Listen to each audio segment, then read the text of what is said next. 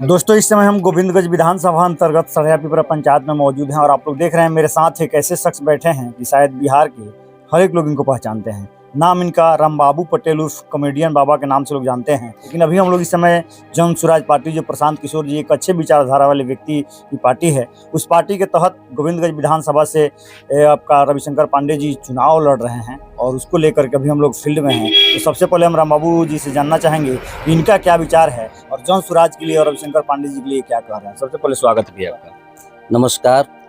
जितना भी राउर चैनल के देखे वाला बा, हमरा तरफ से नमस्कार बा, प्रणाम बा।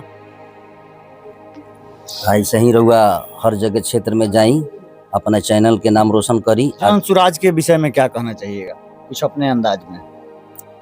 जन स्वराज के विषय में हम सुने हैं, सुनते हैं, चर्चा में हैं।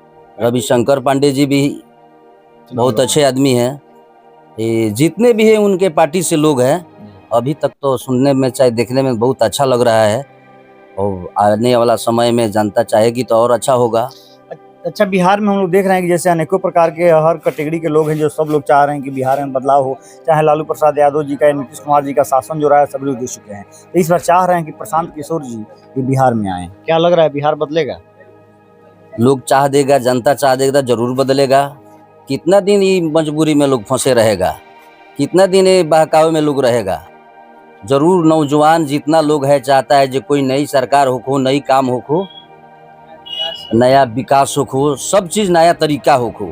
बेरोजगार जो लोग घूम रहे हैं, दर दर के ठोकर खा रहे हैं, बाहर में जाते हैं, 8,000 10,000 के लिए कमाते हैं, तो ये अच्छा थोड़ी बात है। कोई बढ़िया पार्टी होगा, वो विकास करेगा तो नौजवान नहीं जाएंगे।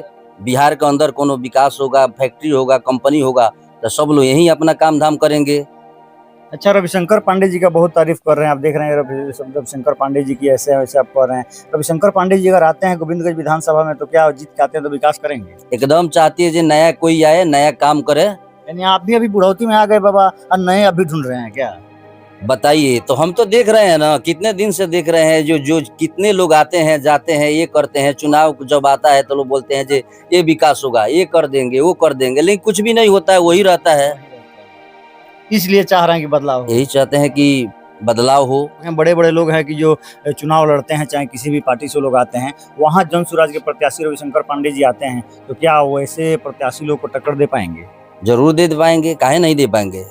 उनके अंदर टैलेंट है, गुण है, तो सब कुछ कर सकते हैं। जनता से क्या कहना चाहिएगा बाबा? हाँ, हम यही चाहेंगे कि अपना सोच बदलिए, विचार बदलिए, और चाहेंगे गोविंदगंज के लिए रविशंकर पांडे जी को ले आइए। तो ऐसे ही वीडियो देखने के लिए आप लोग मेरे चैनल पर बने रहें और गोविंदगंज विधानसभा की हर एक गतिविधि हम आप लोग को दिखाते रहेंगे। तब तक के लिए जय हिंद।